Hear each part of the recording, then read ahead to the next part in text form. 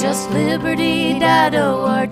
It's good for you and it's good for me. JustLiberty.org. JustLiberty.org. Hi, this is Amanda Marzullo. This May, a man was released from the Arlington City Jail. Within 2 minutes of exiting the building, he noticed a vehicle parked at the curb, running and with the keys in the ignition. At this point, our hero got into the car and drove away like a bat out of hell, exceeding 100 miles per hour as he weaved in and out of traffic and ultimately lost control of the vehicle, rolled it several times, and totaled it. So, Scott, what do you think drove this fellow to engage in such reckless behavior just 2 minutes after leaving the local lockup? You know, I'm glad you asked, because this was all a big misunderstanding that got blown out of proportion by the media. Obviously, I had no intention of stealing the car. When I came out and saw the vehicle empty and running with the keys in it, I just assumed it was a new service from Uber. I thought, damn, technology these days is amazing. This is awesome. And I just got in it and drove away. And the driver I'd called probably showed up a few minutes later. It was all a big misunderstanding. Yeah. And the misunderstanding clearly explains why you decided to accelerate to 100 miles per hour. Well, there's a reason I'm calling a rideshare service, Mandy. I'm a terrible driver. You know, I'm not either, but that's why I don't drive at 100 miles per hour. Well, to each their own. I find the rideshare service is very convenient. At any rate, hello, boys and girls, and welcome to the June 2019 episode of Just Liberty's Reasonably Suspicious podcast, covering Texas criminal justice, politics, and policy. I'm here today with our good friend Mandy Marzullo, who's Executive Director of the Texas Defender Service. How are you doing, Mandy? Never been better, Scott. I don't even believe that after this session. Good Lord. We're all picking ourselves up off the mat. Yeah. Every day is a blessing, Scott. Don't forget that. This month, Mandy and I review what happened on justice reform bills at the Texas legislature. Dozens of Dallas cops got caught posting prejudiced musings on Facebook. And Mandy and I discuss what it really means to run for office as a progressive prosecutor in Texas. Mandy, what are you looking forward to talking about on the podcast today? Progressive prosecutors. It's a subject that baffles me, and I'm always happy to think about it. I consider them like Bigfoot, so sort of a mythological creature, but we'll talk about that soon. Yeah. First up, a national group called the Plain View Project analyzed thousands of social media posts from current and former police officers in a handful of departments of varying sizes, including Dallas and Denison in Texas, and discovered a significant number of posts that were bigoted, promoted violence, belittled due process, or otherwise undermined public trust in law enforcement. BuzzFeed broke the story, which the New York Times and Washington Post followed up.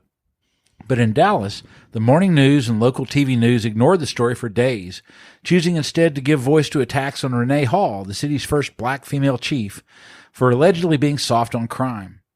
In the context of requesting funding for her department's gang unit, Chief Hall had rightfully suggested that the failure to focus on prisoner reentry was contributing to former inmates returning to violent street gangs because they couldn't find housing, jobs, and a path to rehabilitation upon release. But critics jumped at the chance to claim she was soft on crime and wouldn't arrest violent offenders, which was clearly a misrepresentation. So, Mandy, why do you think the media in Dallas are so focused on Chief Hall's comments, but waited for days to report on bigoted and problematic comments by dozens of current and former Dallas police officers? I think what we're seeing is that the reporters in Dallas who have been covering these two stories clearly do not understand public safety issues and how to ensure it, and what is and is not a good policy. So sort of like as you suggested in the prompt here, the Dallas chief, Renee Hall's policies make a lot of sense. That is just a responsible thing to do. It's been shown time and time again that if you want someone not to reoffend, you have to set them up for success when they get out, because the time you spend incarcerated sort of destroys your support system. And especially because she's specifically talking about gang members. This was all in the context of her requesting more money for her gang program at the department. And so it's really disingenuous to think that, when a gang member gets out of prison and has no support services, no reentry help or anything, and is flailing on their own, can't get a job, can't get housing, that they might turn back to their old job.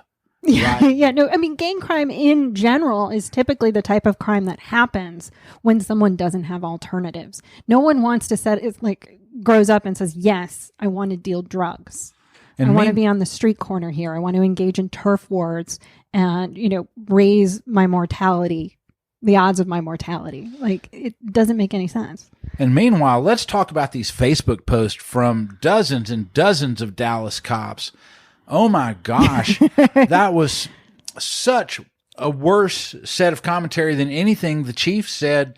That scared me to death. What the chief said was totally reasonable and in good policy.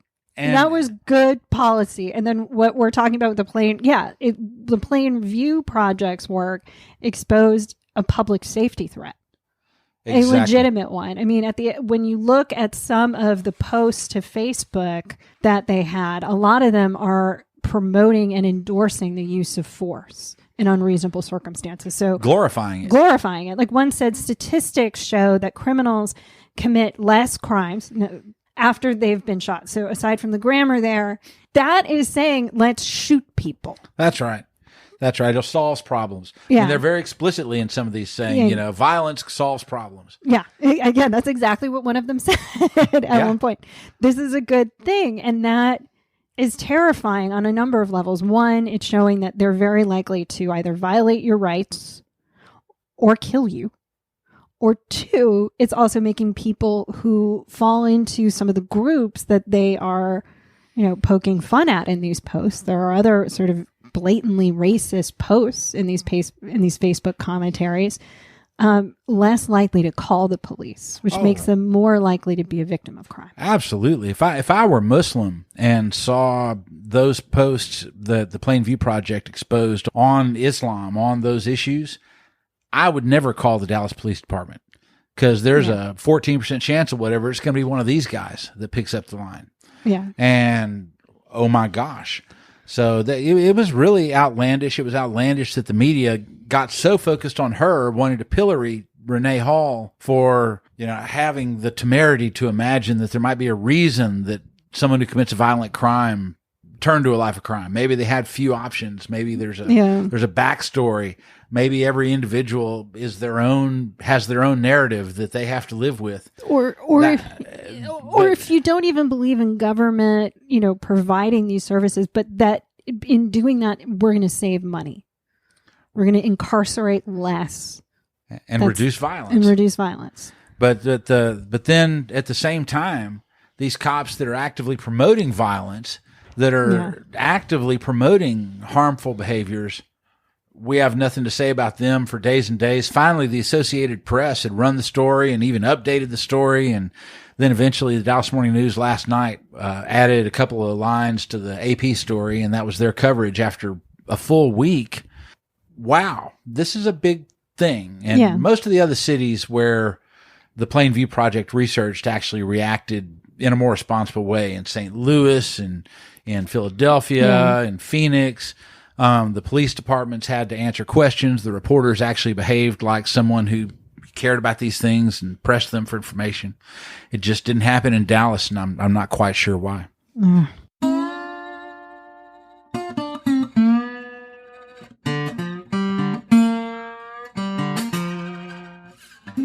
Next up, the 86th Texas legislature is over, but very few reform legislation passed. And what did? Increased penalties. So, Scott, let's talk about what the legislature did and didn't accomplish this session. Why don't you get us started? Well, the biggest thing they accomplished by far, and we should give credit where it's due, is the abolition of the driver responsibility surcharge. Yay. Yay, indeed. Oh my gosh. This is a big deal. 1.5 million people currently have their licenses suspended because they couldn't afford to pay these surcharges. It has been a complete scourge on the justice system for poor people, on driver's license suspensions, just an array of issues this raised, and we finally are getting rid of it. Everyone who had their license suspended before and owed debt, those debts will be wiped clean as of September 1st. Going forward, they are keeping the surcharges and renaming them criminal fines for DWI. but eliminating them for all the others, which is 88% of them. So it's a really big deal. This is going to help hundreds and hundreds of thousands of people. And that's easily the most important criminal justice thing that the legislature did this time. Some of the others were smaller potatoes. They did abolish red light cameras, which conceivably could reduce a lot of existing debt and keep from racking up more. There were some smaller updates to debtors' prison legislation from last time, and reducing the number of driver's license suspensions that are automatically done, and those are all good. But almost all of the big stuff that was being pushed by reform organizations just flat out failed. The marijuana penalty reduction bill that both parties had endorsed, Governor Abbott had endorsed, it failed. The Democrats killed the Sandra Bland bill in the House. That was endorsed by both parties. Bipartisan reform failed. Prison air conditioning got $1 billion fiscal note, and so the bill changed to say they'd study it, and that couldn't pass. Amendment to strip the dead suspect loophole out of the Public Information Act was taken out in the Senate. Kirk Watson had a bill that he asked for that to be taken off of. And just over and over, lots of things that had bipartisan support that were moderate but important steps forward just failed. I know you had some on your death penalty issues that were almost inexplicable. Yeah, no, they just didn't make sense. I mean, a lot of bills that we were sort of sponsoring made it out of the House only to die in the Senate. And the big one that got the most coverage was a bill that was in response to a series of decisions by the U.S. Supreme Court that said that the way we are determining whether a defendant is intellectually disabled and exempt from the death penalty violates the Constitution. Now, for the longest time, we were using a set of standards that were based off of, in part at least, of mice and men. There was fictional characters, literally drawn from fiction. And that the Supreme Court said, hey, you've got to use the medical standards here or professional standards, as they call them, in employing it, in figuring this out. And then, we had a situation where the Court of Criminal Appeals said, yes, we're going to use, the diagnostic criteria, but then looked at factors that had no bearing on that assessment. So the Supreme Court again in February said, no, Texas, really get this right. So the bill that we were running was, making sure that courts employ a standard that is scientific, and to make sure that the procedures that they used is limited to just that determination. You're not considering other factors that go awry. And for some reason, we just could not get that through the Senate.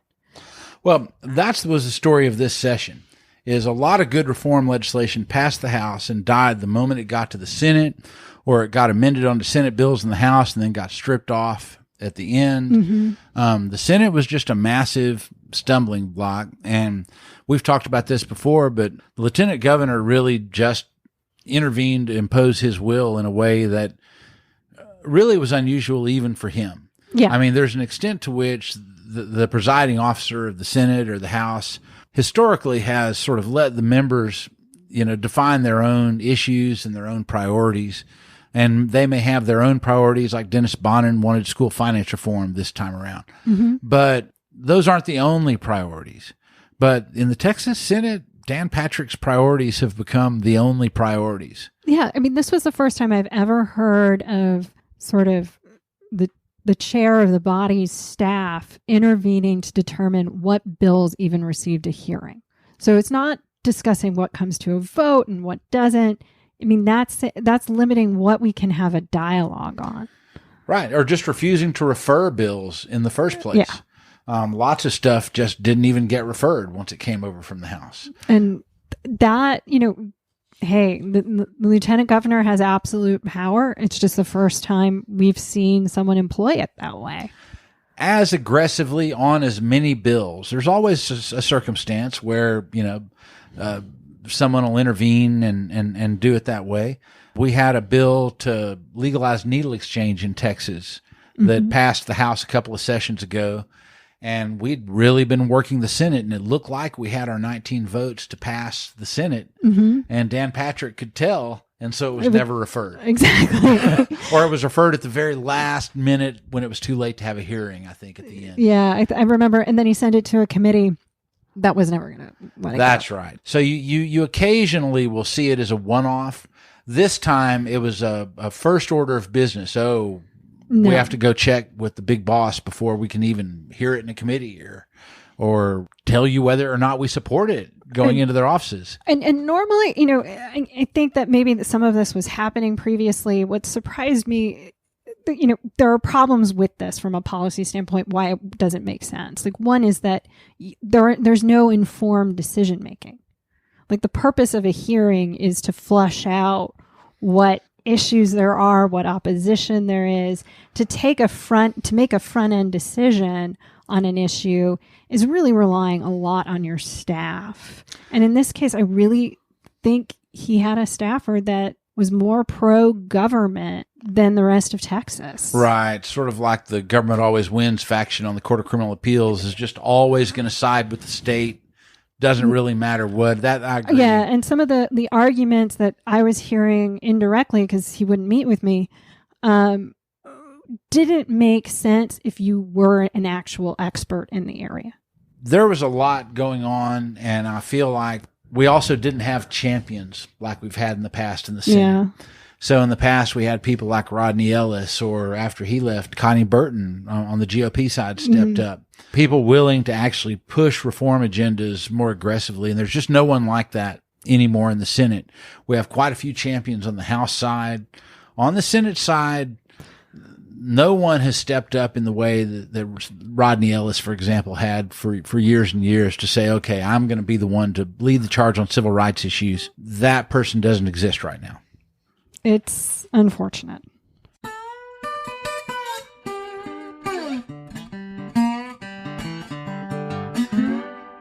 Next, Scott and I play Fill in the Blank, a game in which we recommend how to finish the same thought.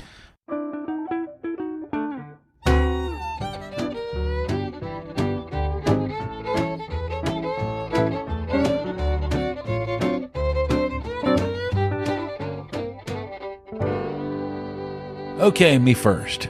The Texas Supreme Court recently ruled that the former Nueces County District Attorney was immune for liability when he fired a subordinate for turning over exculpatory evidence to a defendant. Mandy, fill in the blank. The court's ruling sends the message to prosecutors that they should violate the law if their supervisor tells them to. I mean, what's really strange about this decision is that in the private sector, so for example, if I instruct one of my attorneys to violate the law and they refuse to do so, I absolutely cannot fire them for insubordination. But now if our adversary, the prosecutors, if the elected says to the line staff attorney on the case, hey, suppress this evidence, and they don't, he can fire the subordinate. And in this case, did fire them. I'd something similar. I'd say it sends the message to prosecutors that elected district attorneys are above the law in Texas. Yeah. That, it doesn't really matter if the Supreme Court or the Michael Morton Act or whatever says you have a right to this information, that if the DA wants to violate the law, they will not be held accountable. And in fact, only you will be held accountable for refusing to violate someone's constitutional rights. Yeah, if you're the line attorney. Yeah, I mean, it leaves you with no option but to go to the bar every time. But in this case, in the Hillman case, he called the bar for advice. So it means after the fact, you have to file a bar grievance. And that still wouldn't keep you from getting fired. Absolutely not.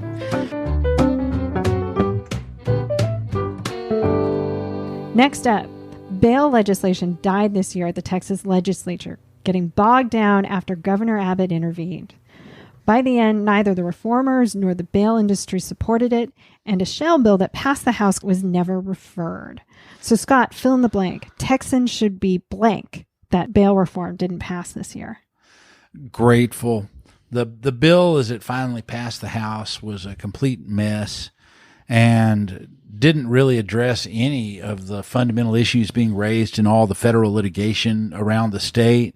It was just a new set of bureaucracies and people to try and get their fingerprints on the process, and was not going to be anything that helped. And no matter what, because it didn't affect any of the issues at play in the federal litigation, we were going to be back in 2 years anyway.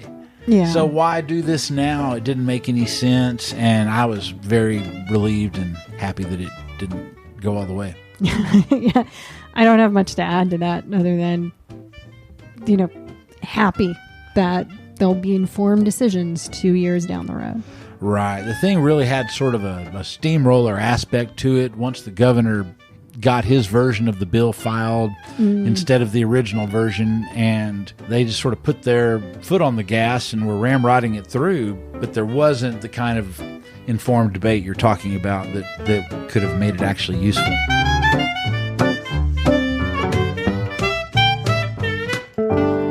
Arguably, the most absurd outcome from the 86 Texas legislature was that they accidentally abolished the plumbing board, leading one media outlet to announce we're all master plumbers now. So Mandy, I've been thinking more than 65,000 prisoners leave TDCJ every year, and many of them struggle to get jobs. But as of September 1st, all of them will be qualified to work as plumbers in Texas, although in larger cities, some local regulations may still apply. So, Mandy, fill in the blank. The idea that former prisoners should all hang out shingles as plumbers is... Great. I see no problem with this. I mean, plumbing is not that... I mean, if you have to shut off a water main somewhere, I think that's when a license needs to come in. But right now, there is a lot of work that falls within the purview of plumbing that you can learn how to do and perform very competently after watching YouTube videos. Right. And in fact, the last time I had a plumber over, my plumber, in fact, watched a YouTube video to check and see exactly what it was they were doing. So I think that's right. I think the idea that they should all become plumbers is opportune, certainly. We didn't have this option before. And I think you're right that, a lot of plumbing is the lower level stuff. If you're talking about the plumber to manage the gas systems in the hospital, okay, yeah, go ahead and require more certification. But the guy who came over and, pulled the utensils that have fallen down into my sink trap out, and, no. That maybe we don't need. So, yeah, no. Anyway. I connected my own dishwasher. Not that hard. I'm just going to say it. But it's insane that they let the plumbing board lapse. Yes. That That is ridiculous. It is just one of the funniest things to happen in quite a while. You find opportunities where you can, Scott.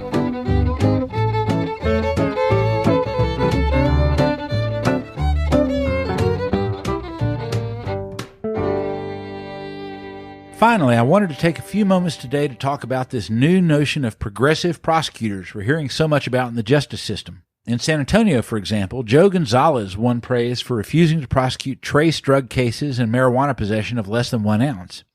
But John Creuzot in Dallas received extreme partisan backlash when he announced his decarceration reforms this spring, mostly centered around his decision not to prosecute people who steal for subsistence as opposed to profit. And none of Texas' so-called progressive prosecutors have proposed agendas as aggressive as DAs in Philadelphia, Boston, Chicago, and elsewhere. I would expect a couple of our Democratic district attorneys to face primary opponents in 2020 because they've failed to enact as progressive an agenda as their supporters want. But I also wonder if we aren't fundamentally misunderstanding the prosecutor's role by demanding they be more progressive, quote unquote. Can an agency whose primary purpose is to seek punishment ever be progressive? Mandy, what do you think? Is the idea of a progressive prosecutor a pipe dream, or do you see electing reform-minded district attorneys as a realistic strategy for reducing mass incarceration? I don't know if it's a pipe dream. I think what I'd say is it's a misnomer, because progressive implies that there's a political affiliation, and really what we should expect or be asking of prosecutors, and what I think we're getting at, is right-sizing this use of government power. And that, I think, cuts along both party lines. We want a prosecutor that's not gratuitously incarcerating people or seeking punishments that serve no function. For example, if you incarcerate someone for a minor misdemeanor offense, what you're really doing is making that person more likely to commit crime, because, incarceration disrupts their whole family and means that they'll lose their job. and you're setting them up for failure. Right. And so I just sort of disagree with this branding inherently, because I think it's really more about responsibility. And if you look at some of the stuff that Larry Krasner has been doing in Philadelphia, declining to seek jail time in misdemeanors or certain misdemeanor cases, or documenting the expense to the government that would occur if they actually sought that prison time. Those are, if you think about it, you could see a Republican prosecutor doing that. In many ways, those are actually conservative reforms in a real way, in terms of like a fiscal conservative and a smaller government footprint, all that. Yeah. I agree that it's a misnomer and it's bad branding. I don't because I feel like no prosecutor will ever live up to it.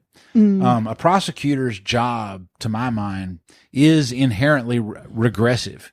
There's nothing progressive about it. A prosecutor has just one tool in the toolbox. They lash out with the power of the state to exact retribution on someone who violates its dicta. That's what the prosecutor does in all circumstances. Someone has violated the law. The prosecutor threatens them with punishment and applies punishment if they're able. And that's what they have to try and influence the system.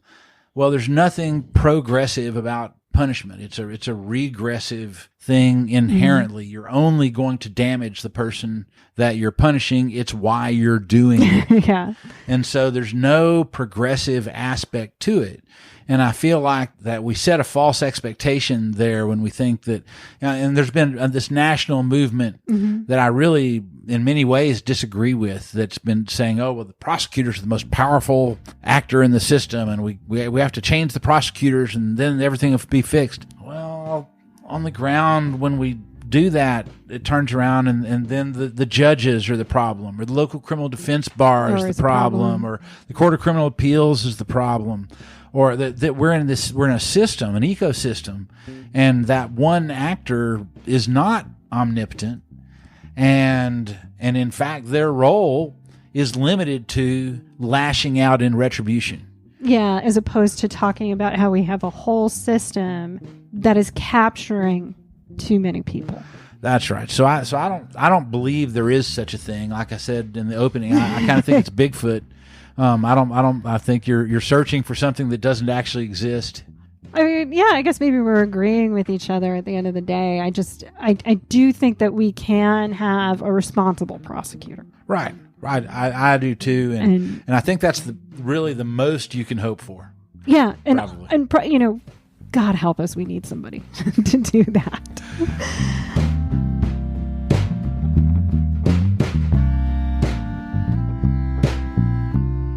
Now it's time for our rapid fire segment we call the Last Hurrah. Mandy, are you ready? I'm raring to go. First one, the governor has already signed legislation ending most red light camera systems in Texas, with a handful grandfathered until their contracts end. Scott, what should happen to outstanding debts for red light camera tickets? They absolutely should abolish those debts and get rid of them, just like the state did with the driver responsibility surcharge. It's probably a mistake not to do it in the legislation and simply require it. But every city that has red light camera systems needs to turn around and get rid of that debt. This was a sort of a public statement about Texans don't really want this anymore. They keep getting shot down in local elections. Now the legislature's done it. It's time to just be done with this. All right, my turn. Lieutenant Governor Dan Patrick refused to let the Senate consider legislation to reduce marijuana penalties this spring, even though the measure was endorsed by the state GOP platform and Governor Greg Abbott. Meanwhile, Colorado lowered penalties for possessing Schedule I drugs to a misdemeanor this year, joining Oklahoma, Utah, and several other states in right-on-crime style reforms. So, Mandy, when will Texas laws on controlled substances become as progressive as Oklahoma's? I don't know, when we all start moving to Oklahoma for its, well-founded policies? I don't know if that'll get us to change ours, but the idea that anyone should have to move to Oklahoma for good government is just a bizarre thought. Bizarre, but oh my gosh, the reality we live in, Scott. I've always said the only good thing to come out of Oklahoma is I-35, and now I've been proven wrong. Oh yeah, no, that was not a good thing. Last one. Last month, reporters went through a house at Pecan Park in Houston where narcotics officers raided the home and killed 2 people and their dogs. They were surprised to find tagged evidence left behind, including bullet casings, baggies with possible narcotics in them, and even a couple of human teeth. So, Scott, why do you think Houston police left all this evidence behind? Honestly, I think it's because they had shot and killed the 2 suspects who lived in the house. And so the only reason that you would gather evidence is if anyone intended to hold police officers accountable for what went on there. And it's very clear the Houston police has no interest in doing that whatsoever. And so why gather your bullet casings or narcotics baggies or human teeth if it's the only thing that can be used for is to hold officers accountable, and no one in the department wants that to occur? All right. We're out of time. We'll try and do better the next time. Until then, this is Scott Henson with Just Liberty. And I'm Amanda Marzillo with the Texas Defender Service. You can subscribe to the Reasonably Suspicious podcast on iTunes, Google Play, or SoundCloud, or listen to it on my blog, Grits for Breakfast. We'll be back next month with more and hopefully better news. And until then, keep fighting for criminal justice reform. It's the only way it's going to happen. Oh, and a shout out to Elsa Alcala, my former partner at the Texas legislature. I miss you already. You did a great job, Elsa. Glad we got to work with you this session.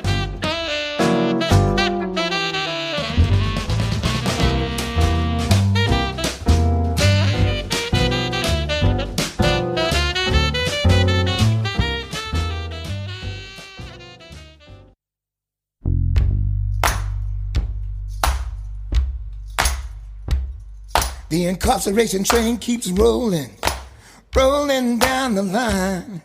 It's filled with pain and sorrow, but the driver is doing just fine. And the passengers and cargo, when they get to the end of the line, gonna learn this train went nowhere, Lord, and the ticket price sure is high. Stop the train. Stop the train. Stop the train. Stop the train. Stop the train. I'm getting old.